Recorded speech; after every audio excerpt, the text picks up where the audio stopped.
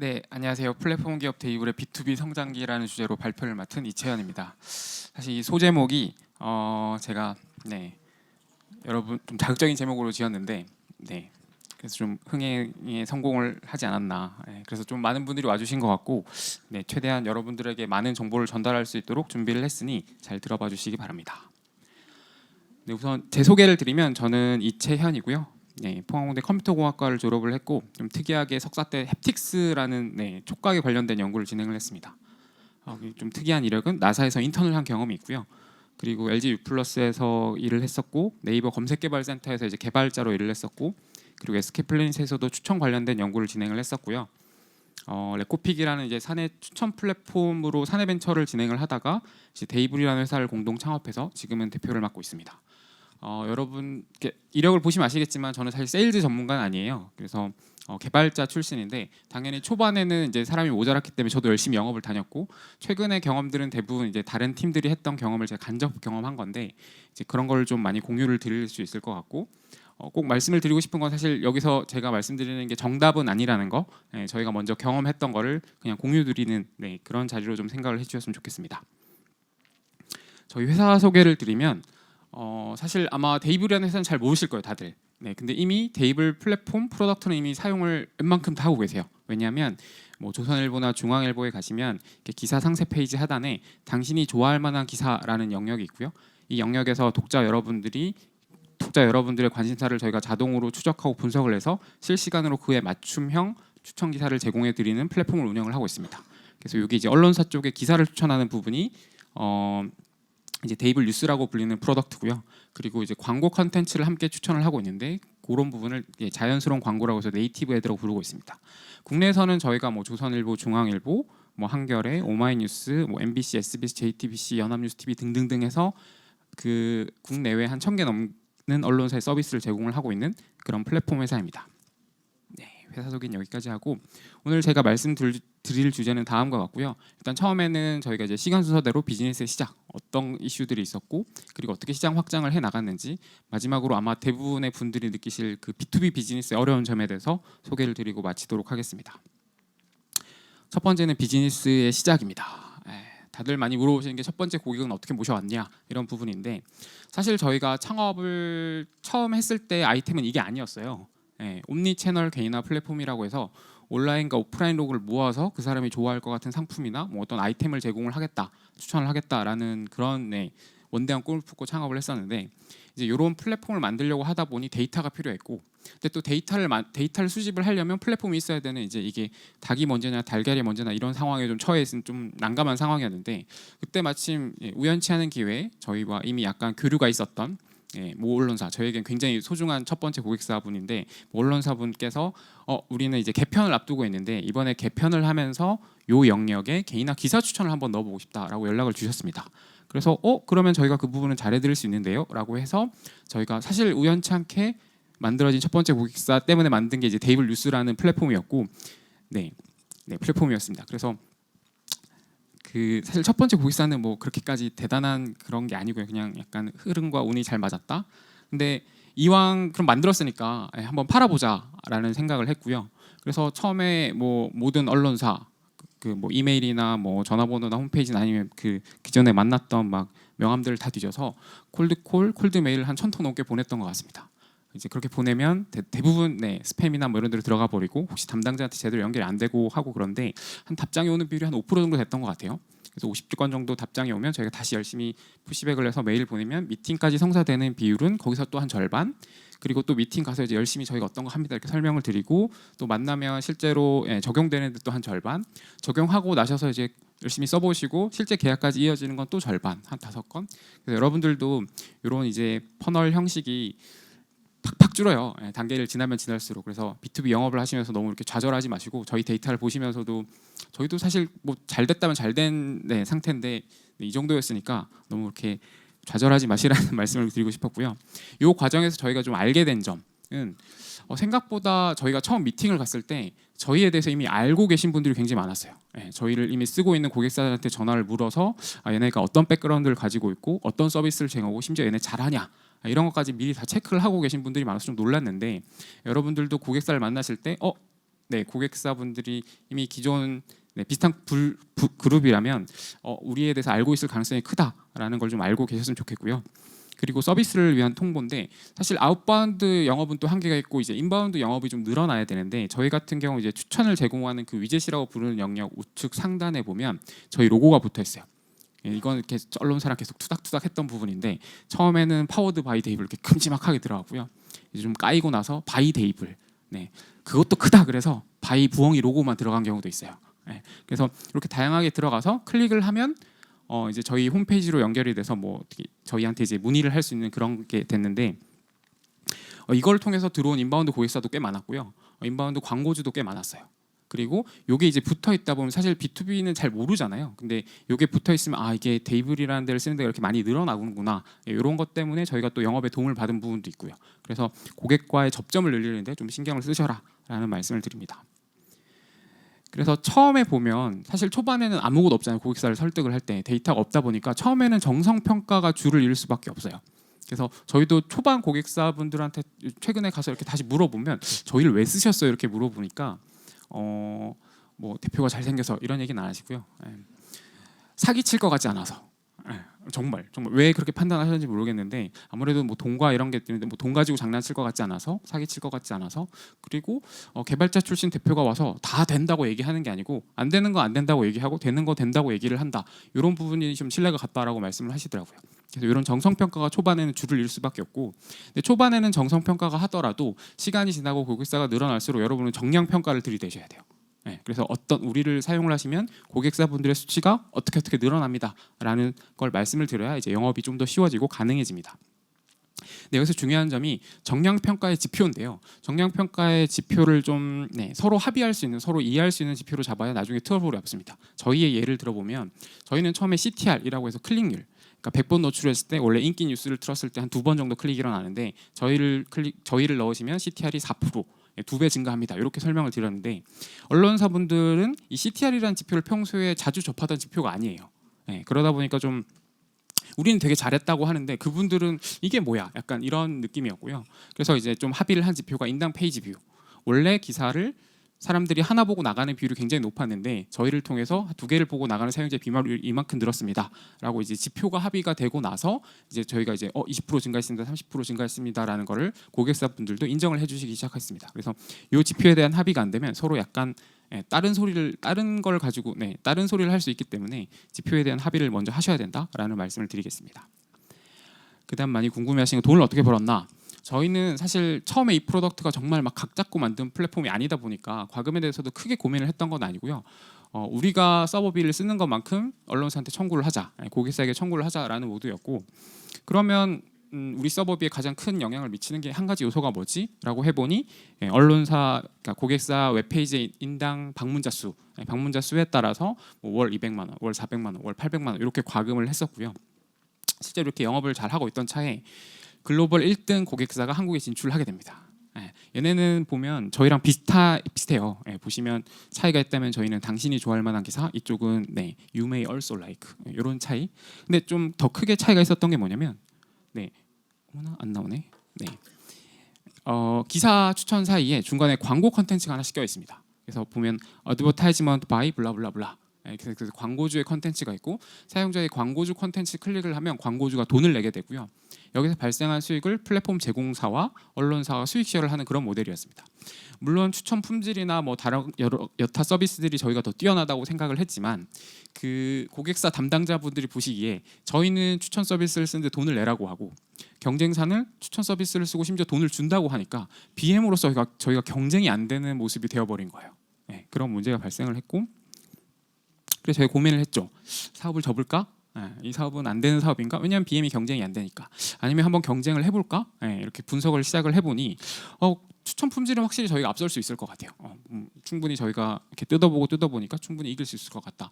근데 이제 문제가 되는 부분이 광고 플랫폼이었는데 광고 플랫폼은 일단 만들어본 경험도 없고 광고 플랫폼을 다 만들려면 이건 뭐 광고주가 컨텐츠를 등록하는 것도 만들어야 되고 캠페인을 관리하는 것도 만들어야 되고 광고주 성과를 보여주는 것도 만들어야 되고 광고의 무효 클릭도 잡아내서 다 제거를 해야 되고 딱 봐도 각이 안 나오는 거예요. 생각보다 너무 많은 걸 만들었어야 됐고, 그리고 무엇보다 이걸 정말 했을 때 성공할 수 있나? 이 모델이 그런 걱정이 좀 앞섰어요. 그래서 저희가 생각한 방식이 MVP, 많이들 이제 익숙하실 텐데 미니멀 바이어블 프로덕트라고 해서 정말 최소한의 기능만 동작하는 걸 먼저 만들어서 검증을 하는 방식입니다. 예를 들면 광고 플랫폼의 최종 모습이 자동차라고 했을 때, 자동차를 다 만들기 위해서 일단 바퀴부터 만들고 하체 만들고 상체 만들고 안에 인테리어 넣고 유리 붙이고 해서 최종적인 자동차를 만드는 데까지 1년이 걸린다라고 했을 때 이렇게 만드는 게 아니고, 일단 자동차는 간다는 게 중요한 거잖아요.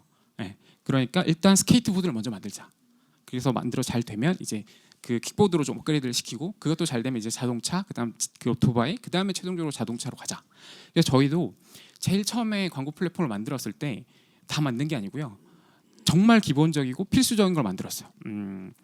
기사 추천 기사 사이에 광고 컨텐츠가 들어간다. 그다음에 사용자 광고 컨텐츠를 클릭하면 과금이 된다. 이 두 가지 기능만 한 달 만에 뚝딱 만들어서 일단 광고주를 모셔서 테스트를 진행을 했고, 생각보다 광고주 효율이 잘 나왔어요. 잘 나와서 이게 되는구나라는 검증을 했고, 그 뒤에 기능을 하나씩 두 개씩 붙여 나가고 저희가 또 이제 돈을 벌기 시작했던 그런 모습입니다. 그래서 여러분들한테 드리고 싶은 말씀은, 잘 모를 때는 경쟁사로부터 배우셔야 돼요. 심지어 BM까지도 어떻게 돈을 버는지까지도 배우시면 좋고, 그리고 너무 크게 생각을 하지 마시고 좀 아리까리할 때는 작게 시작을 해서 하나씩 검증을 해 나가면서 진행을 하자. 안 되면 중간에 접을 수 있다는 마음으로 그렇게 생각을 하시면 좋을 것 같습니다. 경쟁사 이야기를 좀 드려야 될 것 같은데, 저희가 경쟁사를 아까 되게 쉽게 얘기하고 넘어갔는데, 저희 경쟁사는 이제 미국이나 유럽, 한국 이미 아시아에 진출했었고, 그 당시만 해도 매출 5천억을 하던 정말 큰 회사였어요. 그래서 그런 데가 와서 이제 저희랑 경쟁을 하는데, 처음에는 우리가 더 잘한다, 걔네가 더 잘한다, 이렇게 막 투닥투닥 하던 차에 고객사에서 테스트를 진행을 했습니다. 이렇게 기사 상세 페이지에 똑같은 UI로 추천을 뿌렸고요. 사용자 그룹을 세 그룹으로 나눈 다음에 첫 번째 그룹에게는 원래 이 언론사가 제공하던 인기 뉴스를 제공을 했고, 두 번째 그룹에게는 저희 글로벌 경쟁사의 개인화 추천 뉴스를 제공을 했고, 마지막 그룹에게는 이제 저희 회사 데이블의 개인화 추천 뉴스를 제공을 했습니다. 그래서 저희 고객사가 측정해준 데이터에 따르면 이제 언론사의 클릭률이 2%, 경쟁사의 개인화가 6%, 저희의 개인화가 한 8% 정도 클릭률이 나와서 저희가 이겼죠. 경쟁사 대비 한 33% 정도 높게 나와서. 그래서 이거 덕분에 저희가 좀 영업이 그 뒤로 좀 쉬워졌는데, 만약에 여기서 졌으면 상당히 좀 그다음부터 힘들었을 것 같아요. 그래서 초기에는 경쟁이 없는 것보다 경쟁이 있는 게 당연히 도움이 되고요. 내가 B2B 영업을 하고 있는데 시장에 우리밖에 없어 라면 여러분들의 아이디어가 정말 신박할 수도 있고요. 반대로 얘기해서 우리만 너무 시대의 흐름을 앞서 나가서 삽질을 하고 있을 가능성도 있어요. 그래서 그런 걸 좀 주의 깊게 보시면 좋고, 대신에 함께 파일을 키워나갈 수 있다는 부분은 확실히 좋은 것 같아요. 저희만 처음에 가서 이제 언론사의 개인화 뉴스를 적용하셔야 돼요 했을 때는 별로 약간 반응을 안 하시던 분들이, 저희 말고 경쟁사 두세 곳도 같이 와서 같은 얘기를 하고 이걸 쓰는 고객사가 하나둘씩 늘어나면서 확실히 이걸 이제 써야 되는구나 라고 해서 좀 영업이 또 쉬워진 측면도 분명히 있습니다. 대신에 확실히 경쟁사 대비 엣지 있는 부분, 플랫폼적으로 기술적으로 엣지 있는 부분이 있어야 되고, 이게 정량적으로 증명이 가능해야 다음 영업을 하기가 더 쉬워진다라는 걸 말씀드립니다. B2B 비즈니스에서의 신뢰 이야기인데, 혹시 기억나시나요? 2018년 11월 22일에 AWS 인프라 장애가 났습니다. 그때 정말 난리였죠. 쿠팡도 죽었고요. 배달민족도 서비스가 안 됐고, 업비트도 안 됐고, 이 AWS는 모든 게임사도 다 죽었었고요. 저희도 마찬가지로 서비스가 제대로 제공이 안 돼서 당연히 추천 기사도 안 떴고, 광고 컨텐츠도 뜨지 않았기 때문에 저희도 돈을 못 벌었습니다. 그래서 저희 입장에서는 계약상 보면 저희가 수익이 나는 거에 50%를 언론사한테 주는 거기 때문에 사실 어쩌겠어라는 마인드였지만, 다시 생각을 해보면 만약에 언론사, 고객사가 저희 서비스를 쓰지 않았다면 원래 수익이 발생이 했어야 되잖아요.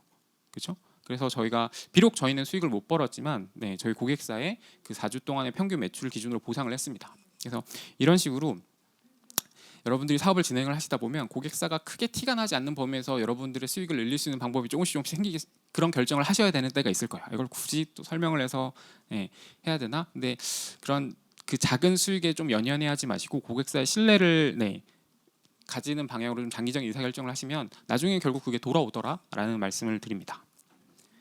두 번째로 시장의 확장입니다. 저희가 아까 말씀을 안 드리고 넘어갔는데, 저희가 인도네시아, 대만, 일본, 베트남, 말레이시아, 최근에는 필리핀에도 진출해서 서비스를 제공을 하고 있는데, 왜 해외 진출을 결정을 했을까? 저희가 2017년 매출 그래프고요. 저희가 초반에는 월 단위로 50%씩 막 성장을 했습니다. 그다음에 이제 좀 분기 단위로 한 50%씩 성장을 했고 최근에는 이제 한 연 단위로 50%씩 성장을 하고 있는 것 같아요.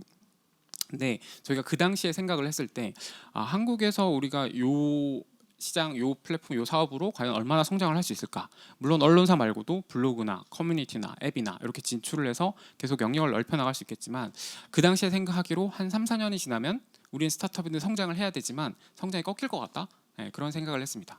그래서 그럼 우리는 어떤 걸 할 수 있지? 라고 판단을 내려보니 해외 진출을 하자. 그러면 우리가 과연 해외 진출하면 성공을 할 수 있는가? 근데 곰곰이 생각을 해보면 우리는 어차피 데이터 기반 사업이고 그리고 기술은 이 아까 말씀드렸던 경쟁사 말고도 여러 A/B 테스트를 통해서 충분히 검증이 됐고 충분히 할 수 있을 것 같은데 라는 판단이라서 해외 진출을 결정을 했습니다. 다음에는 그럼 해외 어떤 국가에 진출을 할까? 뭐 한국에서 구할 수 있는 대부분의 자료 열심히 구해서 뭐 제가 주로 본 거는 경쟁 강도, 그다음에 시장의 규모, 성장 앞으로 시장이 얼마나 커질 건가를 위주로 분석을 진행을 했고요. 그래서 뭐 테이블하고 막 4사분면에 표시하고 했는데 이런 거는 사실 뭐 여러분들 상황에 따라 다 다를 테니까 어쨌든 이런 과정을 통해서 저희가 최종적으로 후보 국가를 일본, 인도네시아, 대만을 뽑았습니다. 근데 이제 이 뒤로 이제 조금 내부 디스커션을 할 때 결론이 안 나는 겁니다. 시장이 큰 규모가 큰 일본에 진출을 하자, 아니면 뭐 시장 성장성이 큰 인도네시아에 진출하자, 아니면 뭐 대만에 중국을 감안해서 대만에 진출을 하자. 그래서 사실 좀 계속 결론이 안 나서 그때 저희가 택한 방식이 아니 여기서 우리가 이렇게 하기보다는 한 명씩 뽑아서 일단 영업을 진행을 해보고 현장의 목소리를 들은 다음에 판단을 한번 해보자라고 해서 실제로 한 6개월 지났을 때인 것 같아요. 일본은 예상은 경쟁이 치열하지만 시장이 굉장히 클 거다라고 생각을 했는데 실제는 저희가 예상한 것보다 훨씬 더 경쟁이 치열했습니다. 그리고 해외 기업에 대한 배타성이 굉장히 좀 심해서 저희가 좀 상당히 애를 많이 먹었고요. 인도네시아 같은 경우는 경쟁이 적고 성장성이 클 것이다라고 해서 실제로 저희가 진출한 곳에서 인도네시아 1등으로 성장을 했고요. 대신에 디지털 마케팅이 아직 그렇게까지 성숙해하지 않았기 때문에 광고주를 구하는데 생각보다 시간이 많이 걸리고 있습니다. 그래서 아직 수익까지 이렇게 쭉쭉쭉 만들어내는 데는 좀 시간이 걸리는 것 같고요.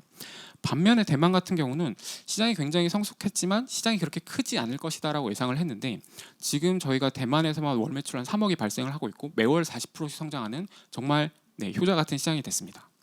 그래서 어차피 지금 여러분들이 한국에서 생각하시는 예상, 가정 이런 것들은 대부분 틀릴 가능성이 큽니다. 그래서 거기서 계속 뭔가 탁상 공론으로 투닥투닥 하기보다는 일단 빠르게 린하게 진출을 하고 그다음에 거기서 목소리를 듣고 아니다 그러면 빨리 빠지고 아니면 좀 더 확장을 하는 그런 방식을 선택하시기를 추천을 해드립니다.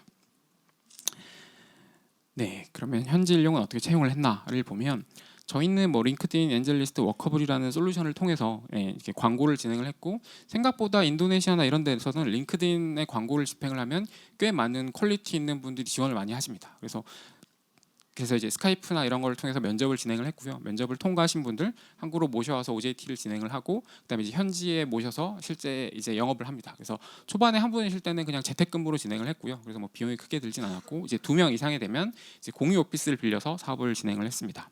그리고 현지 인력을 뽑을 때 로컬 언어만 하는 경험이 되게 많으신 분들보다는 영어를 할 수 있고 본사와 소통을 잘할 수 있는 그런 분들 위주로 뽑으려고 했기 때문에 이제 영어를 제일 중요한 팩터로 봤고요. 그리고 또 아무래도 해외에 떨어져서 혼자 영업을 하셔야 되기 때문에 셀프 모티베이션을 되는 부분을 굉장히 중요하게 봤습니다. 그리고 어느 정도 규모가 된 다음에는 이제 사내 추천을 통해서 뽑았는데 국내에서 마찬가지로 해외에서도 사내 추천을 뽑은 분들의 성공률이 꽤 높았습니다. 그리고 이제 좋았던 얘기고 망했던 얘기도 있는데요. 저희가 제너럴 매니저, 그러니까 법인장까지 생각하고 뽑은 분이 계신데 굉장히 스펙도 빠방하고 면접에서도 정말 좋은 점수를 받아서 모셔왔는데 이분이 일을 안 하십니다. 뭘 하는지도 공유를 안 하십니다. 그래서 어떻게 할까 고민을 하다가 저희가 이제 그냥 한 달 만에 합의를 하고 그냥 나가시는 걸로 했고 또 베트남에서 어떤 분이 한 2, 3개월 잘 일하시다가 갑자기 아프다고 병원을 가서 수술을 받으셔야 된답니다. 당연히 그럼 받아야죠. 근데 받고 나서 이제 그럼 언제 복귀할 거야라는 얘기를 해줘야 되는데 메일도 안 받고 왓츠앱도 안 받고 메시지도 안 받고 그런 경우도 있었습니다. 그래서 사실 해외에서는 이런 경우가 좀 비일비재한 편인데 저희는 상대적으로 좀 적게 경험을 한 편이고요. 그렇기 때문에 수습 기간을 꽤 필수적으로 가져가셔야 되고 아니다 싶으면 빠르게 손절을 하시는 게 중요합니다. 그리고 저희가 사실 미처 생각하지 못했던 문제인데 해외 기업에서의 스타트업, 그러니까 어떤 느낌이냐? 여러분들 이제 한국에서 대기업 담당자라고 생각을 하시고 베트남이나 일본에서 온 기술이 되게 뛰어난 스타트업이 여러분들한테 영업을 하신다고 생각을 하시면 대충 비슷한 느낌일 것 같습니다. 그래서 어떤 느낌이냐면 저희는 이제 이런 것도 겪었는데 일본의 어떤 언론사는 저희가 굉장히 좋은 조건을 제시했음에도 저희랑 계약을 안 한답니다. 왜요? 나중에 물어봤더니 계약을 해도 테이블에서 돈을 안 주면 어떡하냐. 그럼 소송도 한국에서 해야 돼? 아니 계약을 한다는데 그러니까 그 정도로 약간 신뢰가 없었던 거죠. 심지어 법인도 없으니까. 또 뭐 대만에서는 저희가 이미 뭐 아까 말씀드린 월 매출 한 3억 하고 있고 한 3, 40개 고객사랑 계약을 맺고 서비스를 진행을 하고 있는 와중에서도 너네는 상장 기업도 아니고 약간 또 해외 기업이고 신뢰가 없으니까 3개월치 매출을 미리 디파짓으로 박아라. 그래야 계약을 하겠다. 좀 이해가 안 되는데 그 정도로 좀 신뢰가 없는 그런 어려움을 사실 겪었고요. 근데 그럼에도 불구하고 우리가 고객사한테 돈을 줄 때는 보낼 수 있어요.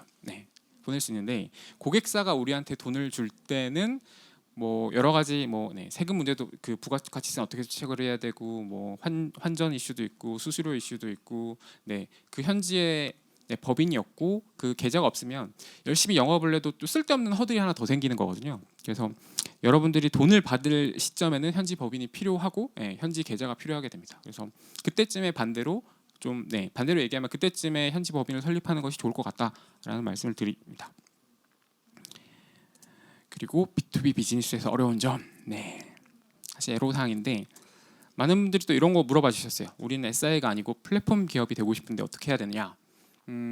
이제 열심히 여러분들이 영업을 하시고 플랫폼 기업이라고 고객사가 하나 둘씩 늘어나더라도 고객사분들이 계속 많은 기능들을 요구를 하세요. 정말 많은 기능들을 요구를 하시는데 그걸 다 들어주면 소스 코드 관리도 안 되고 유지 보수도 안 돼요. 그건 그때부터 이제 플랫폼 기업이 아닌 거예요. 그래서 저희도 이제 그런 과정을 거쳤고 어떤 순서로 개발을 해야 되나 어떻게 보면 되게 뻔한 건데 저희는 이 기능이 절반 이상의 고객사가 쓸 것 같다라고 하면 개발을 했고요. 그게 아니다라고 생각이 들면 과감하게 우선순위를 저기 뒤로 밀었습니다. 뭐 예를 들자면 언론사에서 뭐 카테고리별 인기 기사를 추천해 주세요. 이런 거는 뭐 특정 언론사뿐만 아니고 대부분의 언론사가 쓸 것 같으니 우선순위를 높여서 개발을 했고요. 어떤 언론사에서 정치면에서는 최근 10일 이내 기사만 추천해 주세요. 이런 건 아무리 봐도 이 언론사밖에 안 쓸 것 같다라고 하면 과감히 우선순위를 낮췄고 그 특정 카테고리 기사는 추천해서 빼주세요. 이게 뭐 약간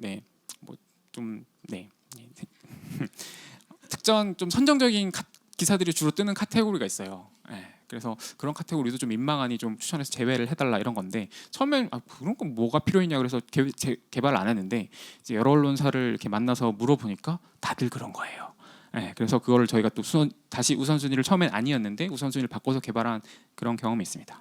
그래서 이런 나름의 기준을 잘 잡으시고 하셔야 SI가 아닌 플랫폼을 유지를 할 수 있고요. 이건 이제 저희가 주로 경험했던 일부 전체가 아니다. 조심스럽게 말씀을 드려야 돼요. 우리나라 대기업들의 특징은 우리가 아무리 플랫폼이라고 얘기를 해도 해외 플랫폼에 대해서는 그렇게까지는 안 하는 것 같은데 한국 플랫폼 기업에 대해서는 꼭 커스터마이즈를 요구를 해요. 우리가 요구사항은 이거고 이게 아니고 우리는 쓸 수 없다. 혹은 돈을 우리가 왕창 더 줄 테니 그냥 소스 코드까지 꼭 달라. 우리를 위해 개발을 하고 소스 코드까지 달라. 이런 경우도 있고 그 하는 계약 기간 동안에 꼭 개발자 한 명을 상주시켜 달라. 이런 걸 꼭 요구를 하세요. 근데 이게 말이 한 명이지 고객사 290, 200명의 개발자를 뽑아 상주를 시켜야 돼요. 그리고 이런 식으로 운영을 하면 뛰어난 개발자들이 여러분 회사에 오지 않아요. 그래서 단기적으로는 이게 매출에 더 도움이 될 수 있어요. 분명히. 그래서 한 2, 30억 매출을 할 수 있지만 그게 장기적으로 우리가 성장하는 데 도움이 안 될 것 같다라는 판단을 했고 저희는 이런 케이스에서는 국내 대기업과 협업을 하지 않았습니다. 이건 저희의 예니까 좀 조심스러우니 그렇게만 말씀을 드릴게요. 구성원들의 동기부여를 어떻게 할 건가? 특히나 B2B 기업에서 이런 게 아마 많이 고민이 되실 텐데 저희는 어떻게 관리를 하고 있냐면 월 초에 목표에 대해서 관리를 합니다. 월 초에 우리가 월말에 어떻게 할 건가에 대해서 서로 합의를 하고 월말에 그 목표에 대해서 서로 같이 리뷰를 하고요. 그런 시스템인데 아무래도 이 목표를 잡을 때는 정량 지표가 좋죠. 매출, 뭐 이익, 아니면 고객사, 아니면 뭐 인벤토리 등등등 숫자에 대한 목표가 있는 게 좋은데 이제 요것만 가지고 그 푸시를 하게 되면 문제가 특히나 이제 신규 시장, 해외 시장 같은 경우는 아니 뭐 아무것도 없는 땅바닥인데 거기서 뭐 매출을 뭐 5천만 원 하세요 한다고 사실 되는 건 아니잖아요. 그러면 굉장히 디프레스 데이가 되게 쉬워요. 그래서 이렇게만 푸시를 하지 마시고 오케이 요게 이제 주 목표고 이 주 목표를 이루기 위해서 우리가 어떤 걸 해야 되냐를 하면 이제 서로 아이디어가 나오겠죠. 이제 그런 걸 액션 아이템으로 잡아서 목표로 주시면 훨씬 더 좋습니다. 예를 들면 저희 베트남 쪽인데 베트남 쪽 이번 달 목표인 것 같아요. 뭐 당연히 매출 목표를 얼마를 하겠다라는 목표가 있고 이거를 위해서 우리가 언론사 광고 에이전시를 온라인 오프라인으로 최소 몇 건 이상의 미팅을 하겠다. 그리고 다이렉트 광고주를 직접 만나서 몇 건 이상 미팅을 하겠다, 설득을 하겠다. 그리고 우리를 알리기 위해서 뭐 온라인, 오프라인 그 이벤트에 찾아가서 우리를 알리는 홍보를 하겠다. 이런 식으로 액션 아이템을 잡습니다. 그래서 설사 이 목표 위에 게 목표가 달성이 안 됐더라도 이 액션 아이템을 다 달성을 했을 때 치열업을 해주셔야 안 그래도 푸시를 받고 있는 사람이 디프레스 되지 않고 좀 동기부여가 돼서 더 열심히 하게 된다라는 말씀을 드리겠습니다. 그리고 또 많이 들은 질문인데 여러분들이 이제 좀 사업을 하시고 조금 더 어느 정도 성장을 해 나가시면 고객사 혹은 투자사도 마찬가지고 미팅 말미에 꼭 이런 걸 물어보실 거예요. 땡땡땡은 저희로 따지면 데이블은 근데 왜 잘 돼요? 데이블의 추천이 왜 뛰어나요? 이런 질문을 꼭 받으세요. 맨 마지막에. 근데 사실 저희도 모르죠. 경쟁사가 어떻게 하는지 우리한테 알려주진 않으니까 정확한 사실은 모르지만 그럼에도 불구하고 저희가 열심히 이렇게 분석을 진행을 해보면 추정은 할 수 있을 것 같아요. 예를 들면 저희는 굉장히 다양하고 뛰어난 추천 알고리즘을 만들어서 계속 테스트를 하고요. 또 A/B 테스트 플랫폼을 통해서 항시 어떤 영역에서 어떤 알고리즘이 좋은가를 계속 테스트를 진행을 해요. 또 이런 알고리즘들이 잘 돌아갈 수 있도록 빅데이터 플랫폼을 굉장히 정교하게 만들고 그리고 이미 수집된 데이터 때문에 규모의 경제 아니면 데이터의 선점 효과를 보기 때문에 잘 돼요. 그리고 또 머신러닝 알고리즘이 있기 때문에 계속 조금씩 진화해 나가고 좀 더 좋아지는 그런 성과를 내요. 이런 등등등 굉장히 많은 이유가 사실 있어요. 왜 잘 되는지. 그리고 이게 이미 다 설명이 돼요. 설명이 되지만 그분들은 그렇게 설명을 해도 잘 몰라요. 와닿지 않으세요. 그래서 저희를 아는 뭐 고객사나 투자사들이 제일 쉽게 받아들이는 이유가 뭐냐면 데이블은 한국 기업이라 한국어를 더 잘 분석한다예요. 물론 뭐 틀린 말은 아니에요. 저희 뭐 한국 기업 맞고요. 한국어를 더 잘 분석하는 것도 맞는데 사실 이게 메인 이유는 아니거든요. 그럼에도 불구하고 그냥 위에 거 열심히 사실 아니지만 그 자리에서 그렇게 막 열심히 투닥투닥 하기보다는 그냥 그 상황이나 그 컨텍스트에 맞고 그분들이 제일 쉽게 납득할 수 있고 직관적으로 받아들일 수 있는 이유를 하나씩 준비해 가시는 게 좋습니다. 근데 상황에 따라 좀 달라야 된다는 거는 이제 이런 이야기를 해외 사업을 위해서 투자를 받을 때 이런 얘기를 하시면 반대로 그럼 데이블은 해외 나가서 잘 안 되겠네요 이런 얘기가 되기 때문에 이제 그때는 또 이제 뭐 빅데이터 플랫폼 머신러닝이 잘 돼서요 이렇게 해야 되는데 그래서 이런 거를 좀 이렇게 꼭 나중에 어느 시점이 되면 이런 질문을 꼭 마지막에 하실 거예요. 그래서 그런 우리가 왜 잘 되는지를 꼭 상황에 맞는 하나의 답변으로 준비를 하시라는 거 라는 말씀을 드리고 이제 거의 마지막 페이지인데 저희 연간 한 150억 매출하고 있고요. 지금 150억 올해는 한 180억에서 200억 정도 할 것 같고 매년 꾸준히 성장하고 있고 지금 한 65명에서 70명 정도 국내외에서 있고 꽤 괜찮은 기업 문화를 가지고 있어요. 보시는 분들 다 밝지 않으신가요? 굉장히 행복해하시는 이렇게 되게 좋은 회사인데 사람들이 잘 몰라요. 이게 되게 슬픈데 저희 정도 그 성과를 내고 있는 B2B, B2C 기업이면 훨씬 더 많이 알려졌을 거예요. 아무래도 B2B 기업은 이런 게 좀 애환인 것 같아요. 우리가 되게 성장하고 되게 잘하고 좋지만 사람들이 잘 몰라요. 이게 어떤 문제를 일으키냐면 좋은 사람들이 지원을 잘 안 해요. 그리고 안에 있는 사람들도 가서 나 어떤 회사 다녀라고 얘기를 했을 때 좀 레퓨테이션이 돼야 되는데 이것도 잘 안 돼요. 그래서 그런 어려움이 있어요. 대신에 막 투자사들만 알아봐줘요. 요즘 데이블 잘한다더라. 뭐 사실 크게 도움 안 되고요.